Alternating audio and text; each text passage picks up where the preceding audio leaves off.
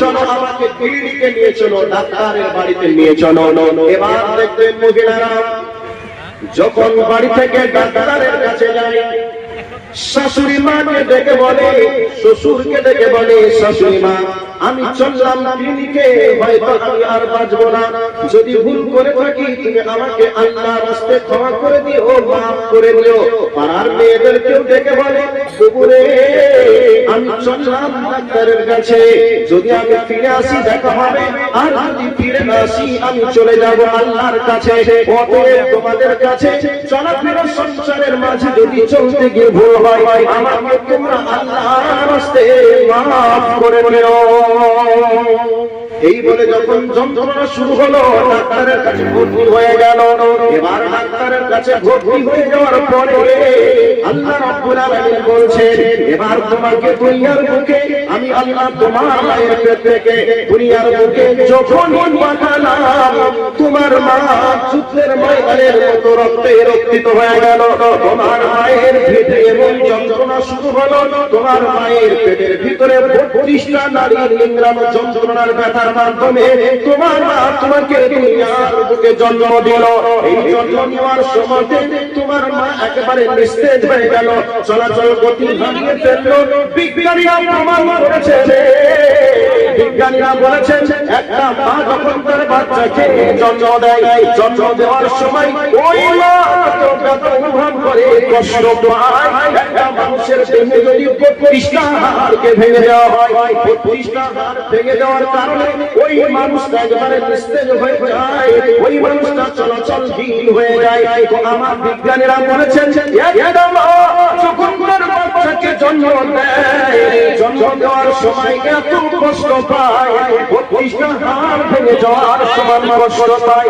এবার আপনারা বলবেন তাহলে একটা মেয়ে এমন কষ্ট পায়, মেয়েটা বাচ্চা জন্ম দেওয়ার পরে পরে আবার কিছুক্ষণ পরে নড়াচড়া করে, আমার বাচ্চাকে কোলে নেয়, আদর করে দুধ পান করায়, এটা কি করে হলো?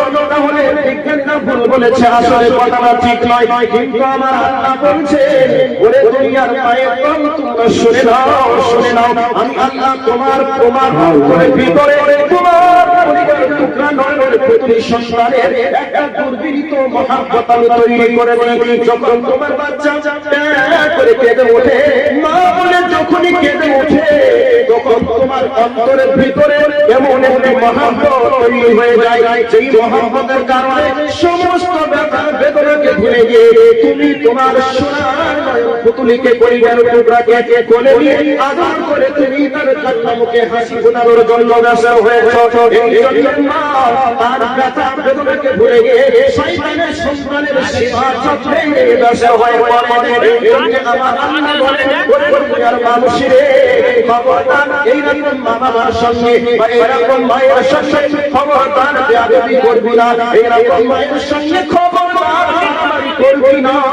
তোর মা তোকে অত্যন্ত কষ্ট করে জন্ম দিয়েছে, শুধু তাই নয়, তোকে 2 বছর 2.5 বছর কতভাবে তোর কাছে পিছনে মেতরে কত পরিশ্রম করেছে, মেতরের মতো সেবা দিয়েছে। শুধু তাই নয়, 2.5 বছর তোকে দুধ পান করিয়েছে। বিজ্ঞানীরা বলেছে একটা মা যদি একটা বাচ্চাকে 2 বছর 2.5 বছর দুধ পান করায়, তাহলে ওই মা 8 বছর পর্যন্ত বাচ্চাকে দুধ পান করায়। তাহলে একটা মা একটা বাচ্চাকে জন্ম দেওয়ার সময় কত কষ্ট পায়, কত যন্ত্রণা পায়, আমরা স্বচক্ষে দেখেছি। এই জন্য আমার আল্লাহ বলেন, খবরদার খবরদার এরকম মা বাবার সঙ্গে তোরা বেঈমানি করবে না, বাড়াবাড়ি করবে না। আল্লাহ রাব্বুল আলামিন এবার সন্তানদের লক্ষ্য রেখে বলছেন, ওরে দুনিয়ার মানুষ, তোরা ডাক্তার হয়েছিস, মাস্টার হয়েছিস, প্রফেসর হয়েছিস, আলেম হয়েছিস, বক্তা হয়েছিস, তবে এই আলেম বক্তা মাস্টার ডাক্তার হওয়ার আগে তুই কি ছিলি?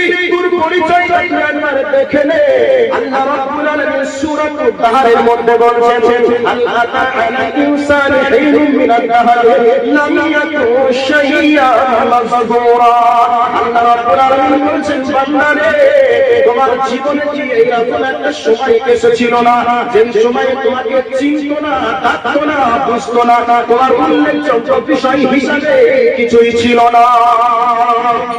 ভাই এরকম একটা সময় কি আমাদের জীবনে আসেনি যে সময় আমাদের কোনো পরিচয় ছিল না, আমাদেরকে কেউ চিনত না, আমাদের কেউ ডাকতো না, প্রসাদের উপরে পড়ে পড়ে পায়খানার উপরে পড়ে পড়ে করে কেঁদেছিলাম, এই কান্না ছাড়া কোনো ভাষা ছিল না।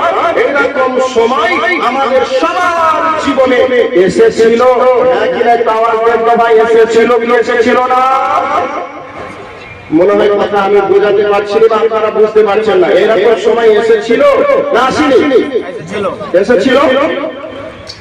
তো এবার ওই সময়টা, তখন তো আমাদের মুখে কোনো ভাষা ছিল না, প্রস্রাব পায়খানার উপরে পড়েছিলাম। এই অবস্থায় আমাদের মা বাবা আমাদেরকে যদি আদর করে যত্ন করে আমাদের যদি লালন পালন না করাতো, তাহলে আমরা কি আলেম হতে পারতাম? আজকে যারা ডাক্তার হয়েছে তারা কি ডাক্তার হতে পারতো? আজকে যারা এলাকার বিচারক হয়েছে তারা কি বিচারক হতো? আজকে যারা বক্তা হয়েছে তারা কি বক্তা হতো? আজকে যারা বিজ্ঞানী হয়েছে তারা কি বিজ্ঞানী হতো? অসম্ভব হতো না, হতে পারে না। আল্লাহ রাব্বুল আলামিন এবার বলছেন তাদের গুরুত্বটাকে এবার কিভাবে বোঝাচ্ছেন, ভালো করে শুনে নিন। আল্লাহ রাব্বুল আলামিন বলেন, বিসমিল্লাহির রহমানির রহিম, ওয়াকাযা রাব্বুকা আল্লা তা'বুদু ইল্লা ইয়্যাহু ওয়া বিল ওয়ালিদাইনি ইহসানা। আল্লাহ রাব্বুল আলামিন বলছেন, আমি আল্লাহ চূড়ান্ত সিদ্ধান্ত জানিয়ে দিলাম, ফয়সালা করে দিলাম, আল্লাহ তা'বুদু, তোমরা কারোর ইবাদত করবে না, ইল্লা ইয়্যাহু, কেবলমাত্র আমারই ইবাদত করবে। তো আল্লাহর ইবাদত করতে হবে, আল্লাহ বলে দিলেন। এরপর ওয়া বিল ওয়ালিদাইনি ইহসানা, আল্লাহ রাব্বুল আলামিন বলছেন, বান্দারে তোমরা কারো ইবাদত করবে না, তবে ইবাদত করবে কেবলমাত্র আমার। আমার ইবাদতের পরে পরে পৃথিবীর মাটিতে কেউ যদি ভালো সেবা যত্ন বা ভালো ব্যবহারের হক রাখে, সে হলো তোমার মা আর তোমার বাপ।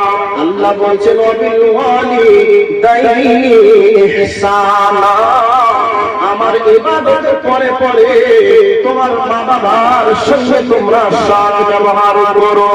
এবার আল্লাহ পাক বলছেন, ইম্মা ইয়াবলুগান্না ইনদাকাল কিবারা আহাদুহুমা আও কিলাহুমা ফালা তাকুল লাহুমা উফিন ওয়ালা তানহারহুমা ওয়া কুল লাহুমা কাওলান কারীমা।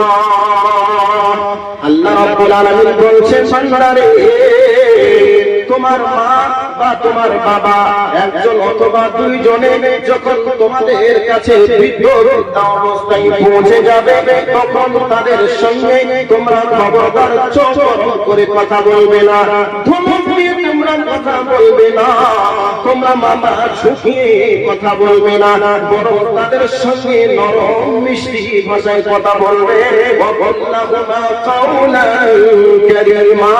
তাদের সঙ্গে নরম মিষ্টি ভাষায় কথা বলবে। এবার এখানে একটা কথা নিয়ে আসছি, ভালো করে কান করে শুনে নেবেন, বাস্তব চিত্রটা আপনাদের কাছে তুলে ধরছি। ছোট ছেলে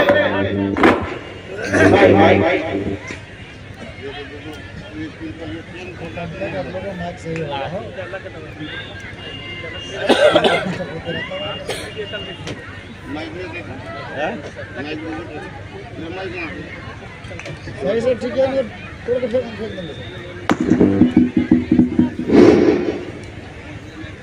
আছে, তো এখানে একটা চিত্র তুলে ধরা,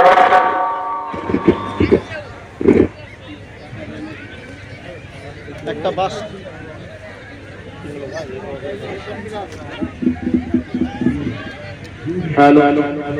তো একটা বাস্তব কথা আপনাকে বলছি। সভাপতি সাহেব বসে আছেন, সভাপতি সাহেবের একটা 3 বছরের ছেলে আছে। 3 বছরের ছেলে এখন সভাপতি সাহেবকে বলছে, আপু কোথায় যাবা? তো বলছে আমি একটু পূর্ণিয়া বাজারে যাব।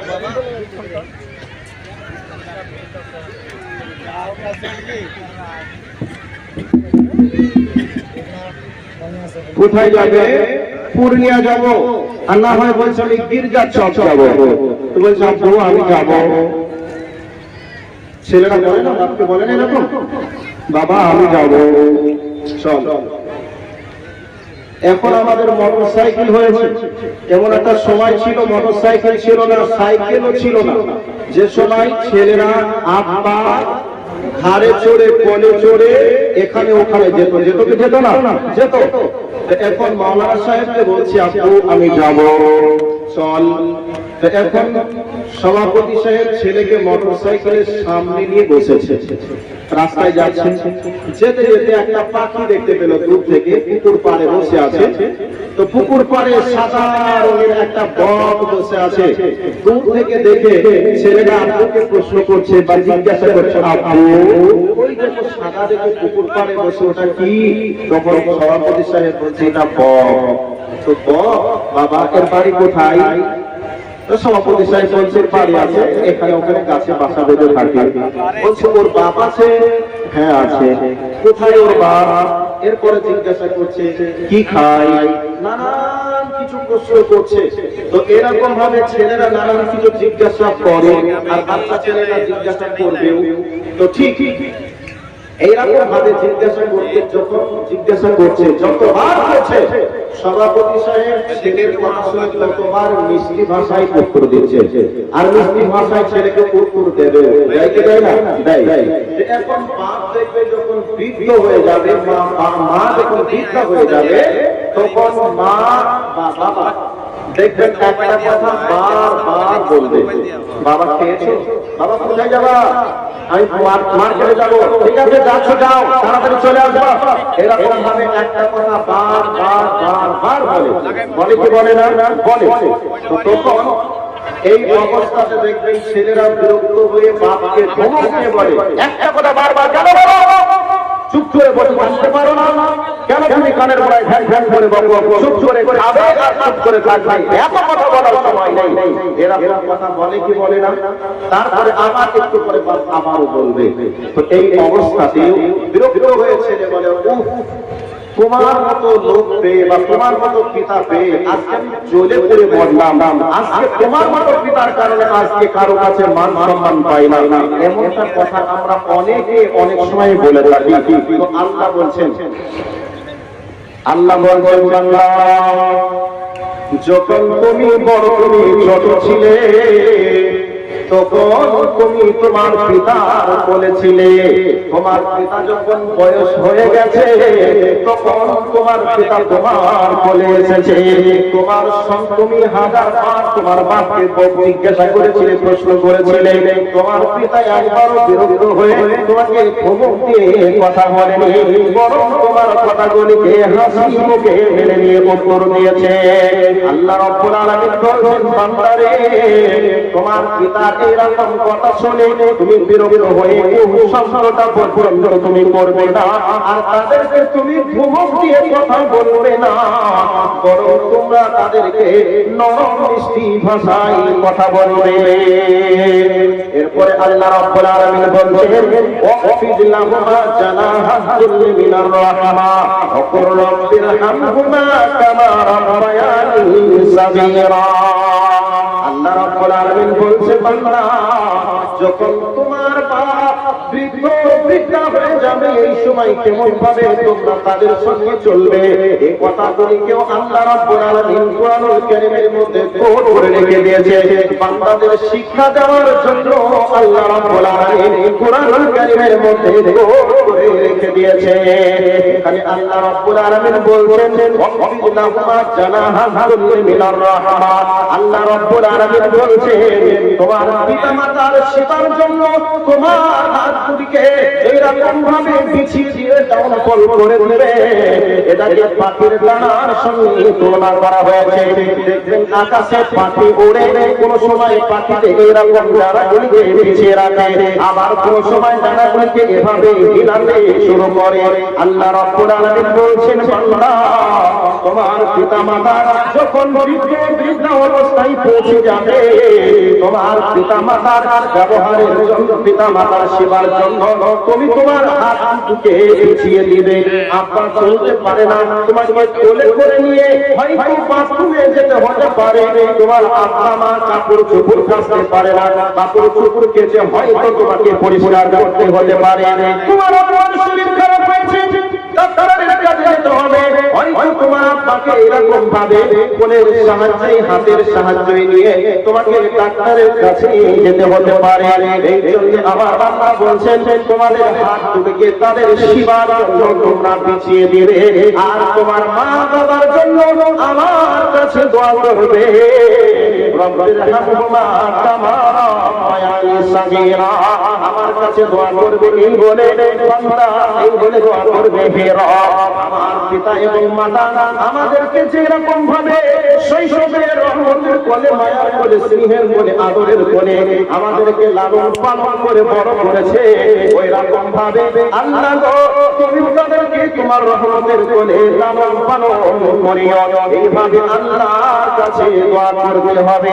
এবার একটা হাদিস বলে দিয়ে শুনে নেন। বিশ্ব নবী জনাবে মুহাম্মদুর রাসূলুল্লাহ সাল্লাল্লাহু আলাইহি ওয়াসাল্লাম বলছেন, বুখারী এবং মুসলিম শরীফের হাদিস, বর্ণনাকারী হযরত আবু হুরায়রা রাদিয়াল্লাহু তাআলা আনহু। আল্লাহর নবী বলছেন, রাজিমান ফুহু রাজিমান ফুহু রাজিমান ফুহু ইলামান ইয়া রাসূলুল্লাহ। এই কথাটা যখন তিনবার নবীজি বললেন, ওই ব্যক্তির ধ্বংস ওই ব্যক্তির নাকে চাই, ওই ব্যক্তির মুখে চাই, এইরকম ভাবে কথাটা যখনই বললেন, একজন সাহাবী জিজ্ঞাসা করলেন, ইয়া রাসূলুল্লাহ কোন ব্যক্তির নাকে চাই, কোন ব্যক্তি ধ্বংস হবে, এটা কার জন্য বলছেন বলুন। আল্লাহর নবী বললেন, মান আদরাকা ওয়াইতাইহি ইনদাকাল কিবারা আহাদুহুমা আও কিলাহুমা সুম্মা লাম ইয়াদখুলিল জান্নাহ।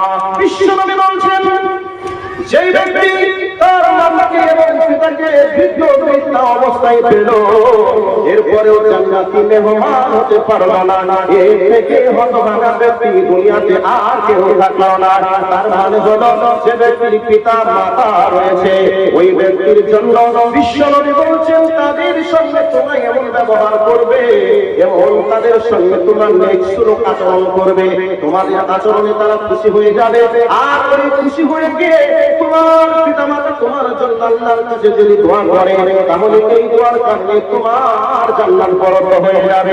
এই জন্য নবী আমার বলেছেন, পিতামাতার সন্তুষ্টিতে আল্লাহ সন্তুষ্ট, এবং পিতামাতার অসন্তুষ্টতে আল্লাহ অসন্তুষ্ট। কোন সন্তানের প্রতি যদি পিতামাতা অসন্তুষ্ট হয়ে যায়, স্বয়ং সেই সন্তানের প্রতি আল্লাহ অসন্তুষ্ট হয়ে যায়। কোন সন্তানের প্রতি যদি পিতামাতা সন্তুষ্ট হয়ে যায়, তাহলে ওই সন্তানের প্রতি স্বয়ং আল্লাহ সন্তুষ্ট হয়ে যান। অপর হাদিসে নবী আমার বলেছেন, তোমার জান্নাতুকা ওয়া নারুকা, তোমার পিতামাতা তোমার জন্য জাহান্নামের কারণ হতে পারে, তোমার পিতামাতা তোমার জন্য জান্নাতের কারণ হতে পারে। এই জন্য বিশ্ব নবী আমার বলছেন, যার পিতামাতা বেঁচে আছে অথচ তাদের সেবা যত্ন করে জান্নাতে যেতে পারলো না, এর থেকে হতভাগা আর কেউ থাকলো না। পৃথিবীর মাটিতে পিতা এবং মাতা কত যে আপন, আর এই যে কত বড় নিয়ামত, এই নিয়ামতের শুকরিয়া আদায় করে শেষ করা যাবে না। পিতা মাতা যাদের নেই, তাদের মাথা থেকে যেন ছাদটা উড়ে চলে গেছে। একটা বট বৃক্ষ, যেমন বট বৃক্ষ ওই গাছের তলায় রোদের সময় যেমন আপনি বসে দাঁড়ালে আপনার শরীর ঠান্ডা হয়ে যায়, তো পিতা আর মাতা যদি থেকে যায়, তাহলে আপনার সমস্ত দুঃখ, বেদনা, জ্বালা, যন্ত্রণা সব আপনার মাথা থেকে নামিয়ে নিচে সে বোঝাকে বহন করার চেষ্টা করে। এইরকম একটা নিয়ামতের নাম হলো পিতা এবং মাতা। আজকে এই পিতা মাতার সঙ্গে আজকে ভালো ব্যবহার আমাদের নেই। শুধুমাত্র কয়েকটি কারণ এখানে রয়েছে, কয়েকটি কারণ রয়েছে। স্ত্রীর জন্য আজকে পিতা মাতার সঙ্গে অনেকে খারাপ ব্যবহার করে ফেলে, করবে না ভাই কেন? আজকে বিবাহের সময় ছেলেকে বিক্রি করে দিয়েছে 10 লাখ 5 লাখ 20 লক্ষ টাকা নিয়ে, আজকে ছেলেকে বিক্রি করে দিয়েছে বৌমার কাছে। তো সেই বৌমার কাছ থেকে, সেই ছেলের কাছ থেকে শিবাযত্ন পাবে, এটাও তো আশা করা যায় না। তারপরেও আপনাদেরকে বলছি, আজকে সন্তান স্ত্রীর কারণে আজকে পিতা মাতার কাছ থেকে অনেকটা দূরে চলে গেছে। কেন করতে বলি, একজন কবি দুঃখ করে বলেছেন কি, এই কানা গানে ঘানা গানি করে কানোষ, দিনে দিনে করে বউ শাশুড়ির দোষ, বসে খাব তবু মরা কথা না শুনিব, জুতা করে দেবে তবে আরামে খাইব। একটি মরদ যদি যদি করা হয়, এক বেলা সেবা মরা দেখিতে না পাই, একটি ছেলের লাশ মরা যদি পাই, পেঁয়াজ জাতিয়া মরা খাব দুজনাই। তুমিও পরে বাড়ি খাটিয়া আনিবে, আমিও বাঁধিব বিড়ি কত জমা হবে, যাহা করো করো কিন্তু হইয়া সাবধান, বিনষ্ট না হয় যাতে অমূল্য ঈমান। বিবাহ করার পরে শুরু করেছে বৌমা এসেই শুরু করেছে যে এই বাড়িতে এখনো দুটো ছেলে আছে, একটা মেয়ে আছে, বা আমার দুটো দেওর আছে এবং একটা আমার ননদ আছে। আজকে আমার স্বামী ইনকাম করবে, আমার দেওর খাবে, পড়াশোনা করবে, ননদের বিবাহ দেবে, তাহলে এত লোড তো নেওয়া যাবে না। কাজে এখন থেকে কি করতে হবে, শাশুড়ির সঙ্গে ঝামেলায় লিপ্ত হতে হবে। শাশুড়ির সঙ্গে ঝামেলায় লিপ্ত কিভাবে হবে, এদিকে স্বামী কাজে চলে যায়, এদিকে ওদিকে, আর সন্ধ্যায় যখন ফিরে আসে তখন বৌমা শাশুড়ির নামে নানান বদনাম, নানান রটনা স্বামীর কাছে রাজনীতি ফুসফুস করে বলতে শুরু করে। এবার একদিন দুই দিন হতে হতে বৌমা এবার স্ত্রী স্বামীকে বলছে, তোমার মা আজকে আমার উপরে টর্চার করেছে, আমাকে बच्चा 1 घंटा से नहीं मिला, देखो 1.5 घंटा से फोन करते। তো একদিন দুই দিন করতে করতে এইরকম ভাবে স্বামীর সঙ্গে স্ত্রীর রাত্রিতে এভাবে কথা চলে, চলতে চলতে চলতে এবার মায়ের উপর থেকে এমন একটা ভাব তৈরি করে নিল যে মাকে আর ছেলে কথা বলে না স্ত্রীর প্রলোভনে পড়ে। কিন্তু আসলে যে এমনটা হয়েছে কি না, এমনটা আগে করছে কিনা, এটা ছেলে আর চিন্তা ভাবনা করে দেখে না। তাদের উদ্দেশ্যে এবার একটা বাস্তব চিত্র বলছি, যেহেতু আমার টাইম প্রায় শেষের দিকে, তাড়াহুড়ো করে কথাগুলি বলছি। এবার একটা বাস্তব কথা আপনাদেরকে দিয়ে পরবর্তী সময়ে একটা হাদিস বলে বক্তব্যের বিষয়টিকে শেষ করবো। আজকের বাস্তব চিত্র আপনাদেরকে বলছি, এই পৃথিবীর মাটিতে আপন বলে কে আছে, সেটা হচ্ছে বাপ আর মা। আর আপন বলে পৃথিবীতে যারা দাবি করে, আসলে তারা আপন নয়, এরা হলো নকল। যতদিন আপনার কাছে স্বার্থ আছে ততদিন পর্যন্ত আপনার পিছনে তারা থাকবে। যেদিন আপনার স্বার্থ ফুরিয়ে যাবে, সেদিন আপনাকে সবাই ত্যাগ করে পালিয়ে যাবে। তাতে ভাই বলুন, বোন বলুন, ছেলে বলুন, মেয়ে বলুন এবং স্ত্রী বলুন, যেই কেউ না বলবো না কেন, পিতা এবং মাতার মতো আপন পৃথিবীতে কেউ হতে পারেনি, পারবেও না। আর এরা দেখবেন সব থেকে দাবি করে যে আমি সব থেকে তোমাকে বেশি ভালোবাসি, কিন্তু আসলে এটা কথা সত্য নয়। এবার আপনাদেরকে একটা বাস্তব কথা বলছি।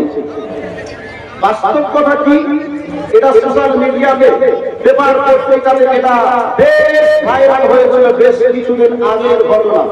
ঘটনাটা কি, ছেলে বিবাহ করেছে, ছেলে বিবাহ করেছে, শিক্ষিত ছেলে শিক্ষিতা মেয়েদেরকে বিবাহ করেছে। বিবাহ করার পরে বাড়িতে আর কেউ নেই, কেবলমাত্র মা আর স্ত্রী। এবার একটা বাড়ির 3 জন সদস্য, 3 জন মানুষ। এবার মা বৃদ্ধা মানুষ, এই বৃদ্ধা মানুষ আর বৃদ্ধা যখন হয়ে যায় তখন দেখবেন তাদের ছেলেটা ভাবটা শরীরের মধ্যে ফুটে ওঠে, কাশির ভাবটা বেশি ফুটে ওঠে। এমতো অবস্থায় রাত্রিতে কাশে, কম পেলে বাড়ি ঘর নোংরা করে, আর করাটাই স্বাভাবিক। এমতো অবস্থায় স্ত্রী একজন স্বামীর কাছে দাবি করে বসলো, আমি হলাম শিক্ষিত পরিবারের শিক্ষিতা মেয়ে, আর তুমিও হলে আজকে একজন বড় শিক্ষিত ছেলে, তারই আমি স্ত্রী।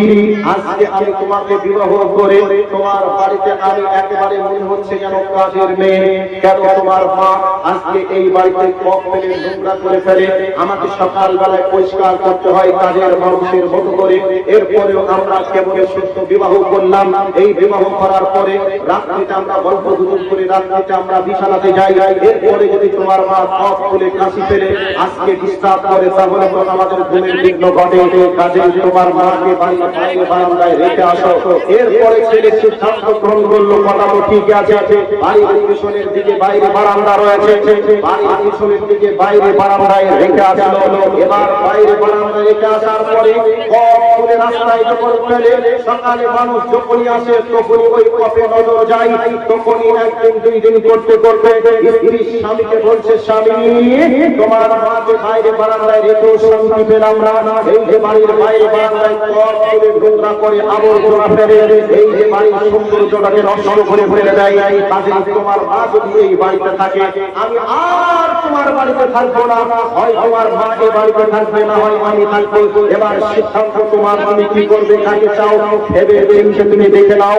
এবার ছেলে দেখবে এত সুন্দর বউ, এত সুন্দর সুন্দর তার মাথার চুল, একেবারে কাজল দেওয়া চোখ, একবারে পটল চিরাতার চোখের ভাঁজ, এত সুন্দর মেয়ে তো আমি আর পাবো না। কাজে স্ত্রীকে আমার প্রয়োজন আছে। মা তো বৃদ্ধা হয়ে গেছে, আর বেশি দিন বাঁচবে না। মাকে যেভাবেই হোক যেভাবে হোক পাঠাতে হবে। এবার স্বামী এবং স্ত্রী দুইজনে পরামর্শ করলো কি করা যায়। স্ত্রী বলল বৃদ্ধাশ্রমে রেখে এসো।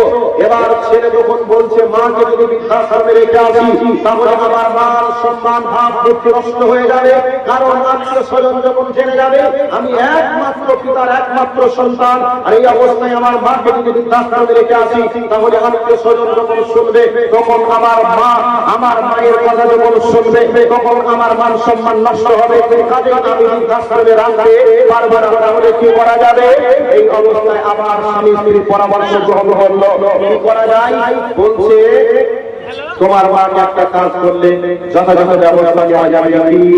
বলছে রাত যখন গভীর হয়ে যাবে, মানুষজন যখন ঘুমিয়ে যাবে, তোমার মাকে আমি আর তুমি দুইজন মিলে একটা বস্তার মধ্যে বন্দি করবো। বস্তার মধ্যে বন্দি করে মোটর সাইকেলের পিছনে নিয়ে ওই যে জঙ্গল দেখতে পাচ্ছ, জঙ্গলের ভিতরে তোমার মাকে রেখে আসবে।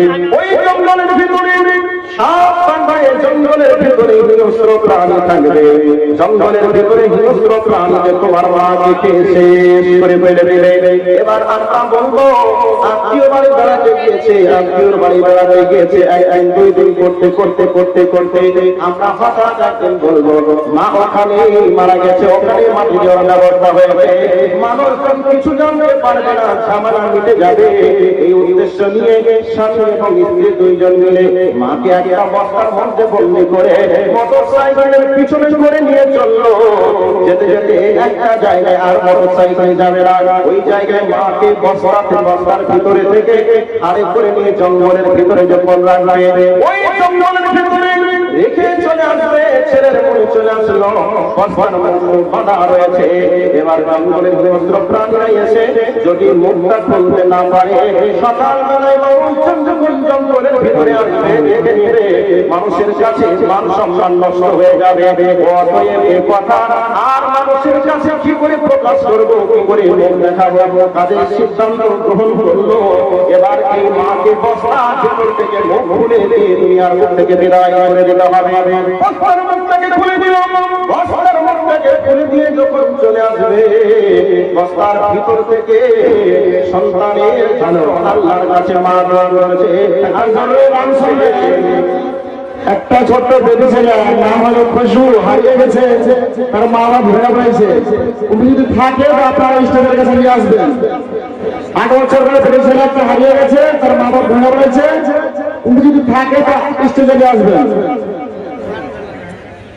স্টেজ আছে বক্তব্য দিচ্ছেন, একটু পরে যে ফোন করছেন।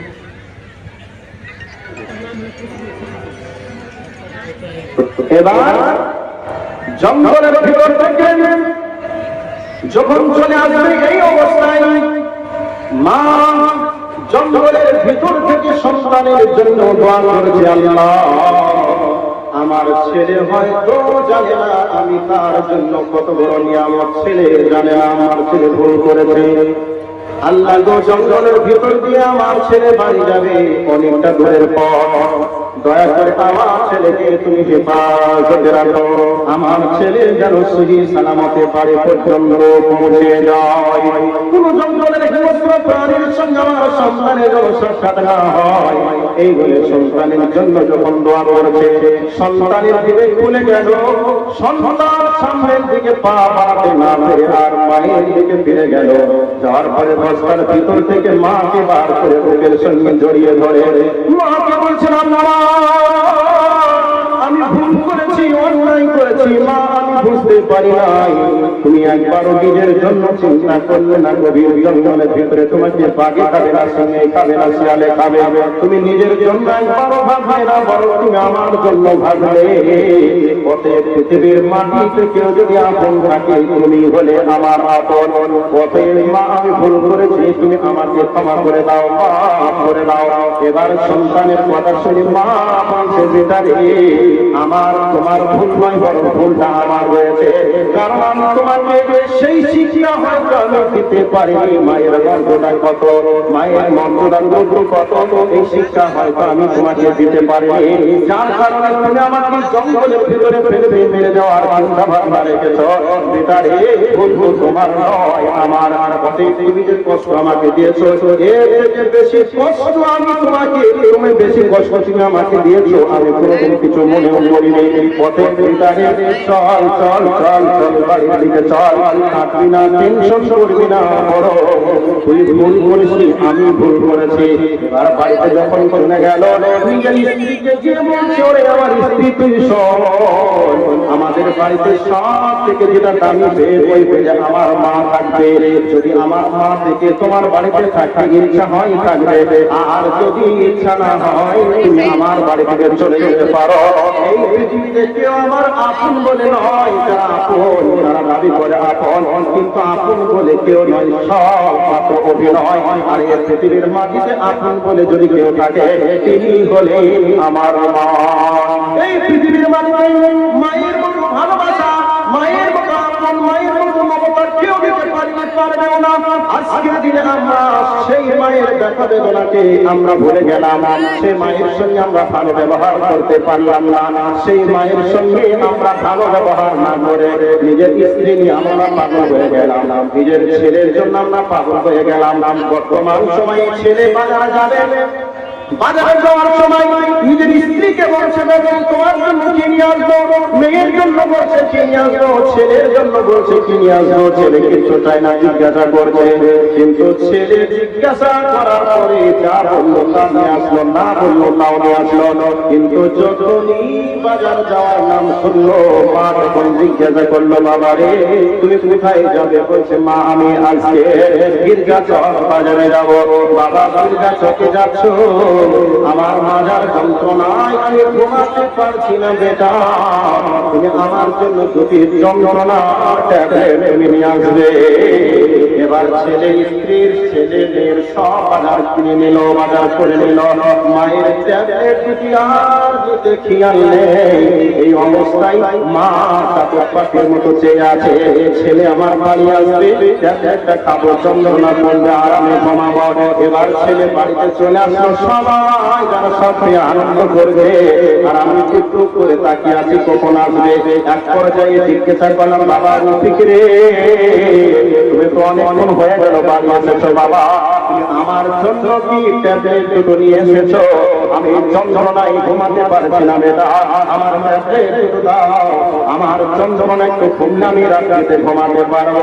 ছেলে যখন বলছে মা আজকে বাজারে যাওয়ার পরে তোমার নাতি, তোমার ছেলে, তোমার মেয়ের সব, তোমার নাতি, তোমার বৌমা, তোমার নাতি সব বাজার করতে করতে আমি তোমার বাজার, তোমার ওষুধ লাগবে বলে ভুলে গিয়েছিলাম মা। পথে তো আমি নিয়ে আসতে মনে নেই, আগামীকাল নিয়ে এসে দেব।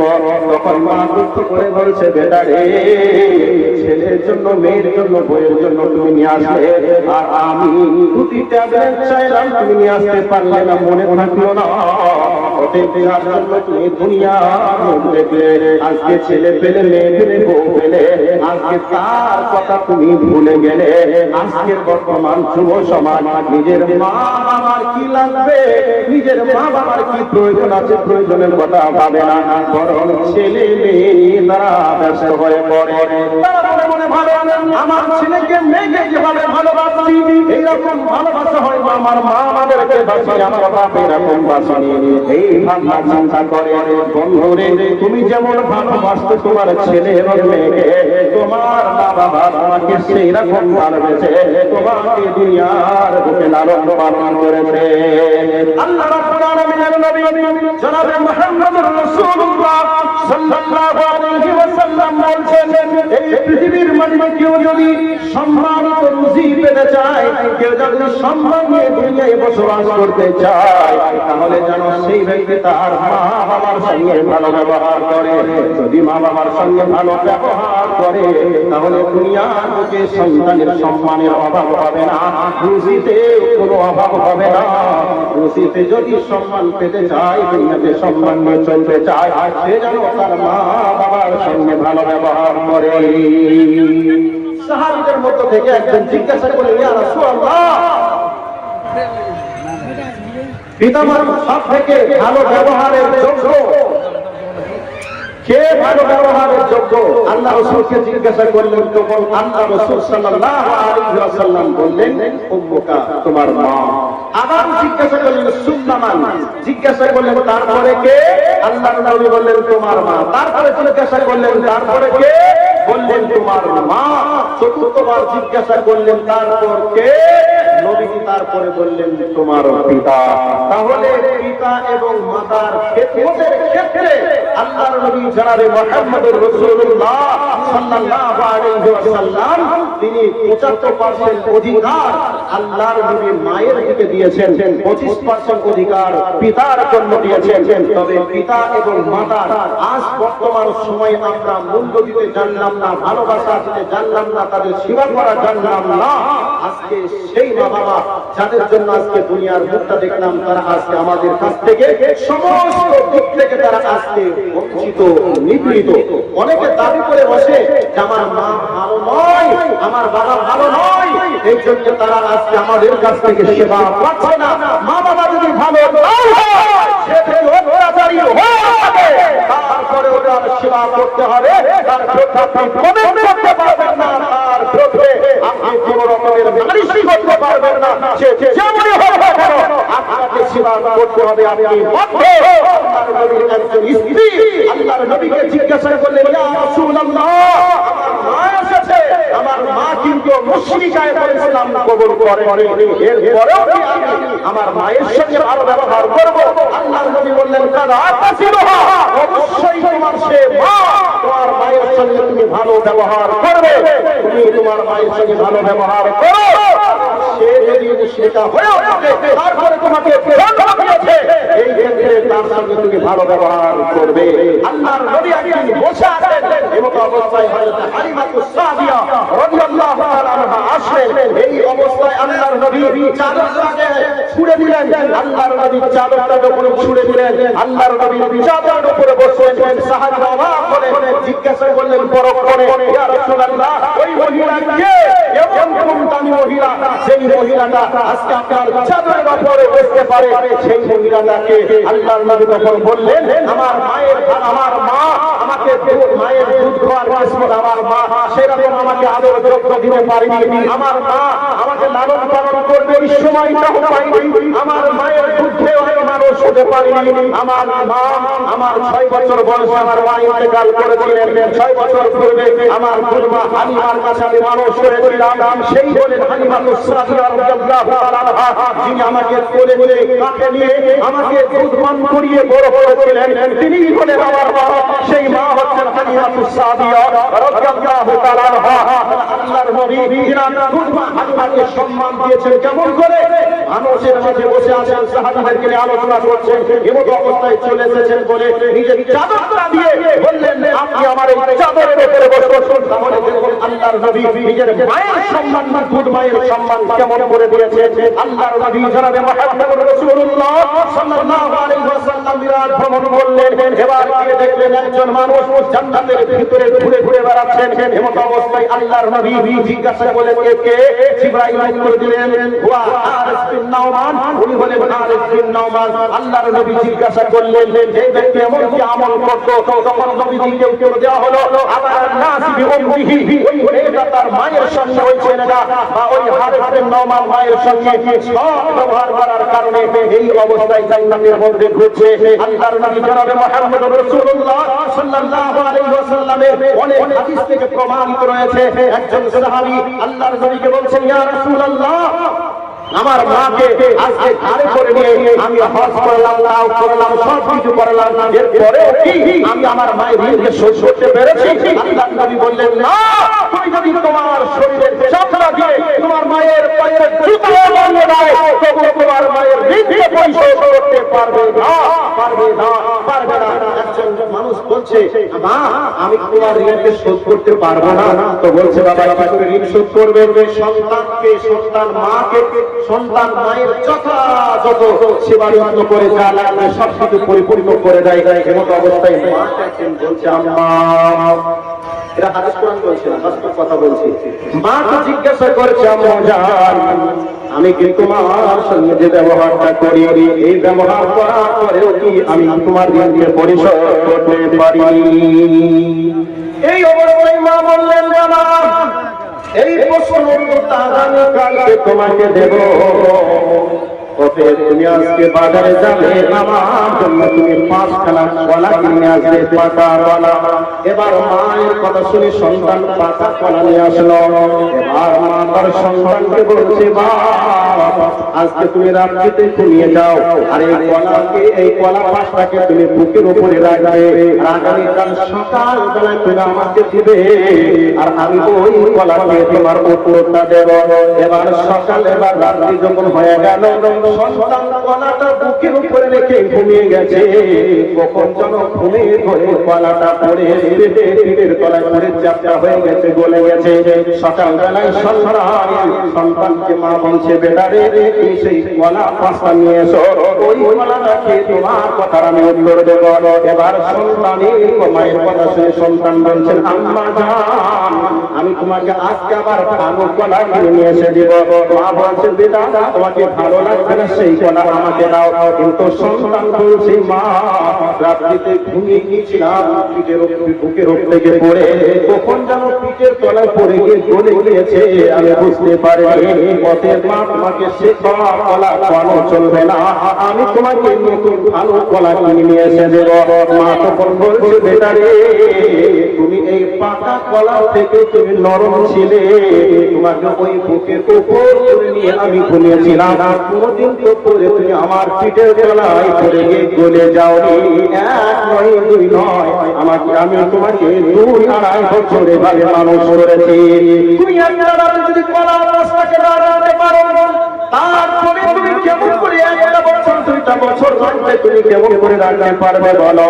এবার ছেলের জ্ঞান চক্ষু খুলে গিয়ে বলছে, মা, আমি ভুল করেছি, অন্যায় করেছি, মা, আমি বুঝতে পারিনি। তাহলে কথাটা বলা হয় এই জন্য, তামাম পৃথিবীর সমস্ত নিয়ামত যদি আপনি আপনার মাকে দিয়ে দেন, এরপরে যদি বলেন, মা, আমি তোমার মেয়ে, তোমার আমি খেদমত করে হয়তো তোমার ঋণটাকে পরিশোধ করলাম, পশ্চিমকালে সম্ভব হয়নি, পশ্চিমকালে কেউ সম্ভব করতেও পারবে না।